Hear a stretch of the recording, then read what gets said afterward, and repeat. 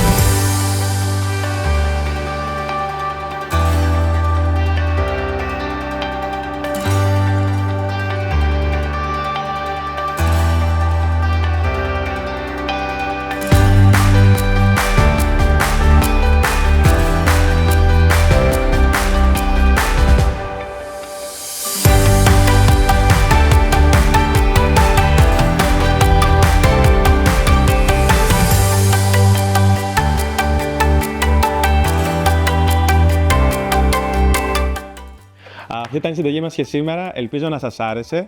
Καλό Πάσχα από μένα και τα χρυσά αυγά και θα τα πούμε σε μια επόμενη συνταγή. Bye!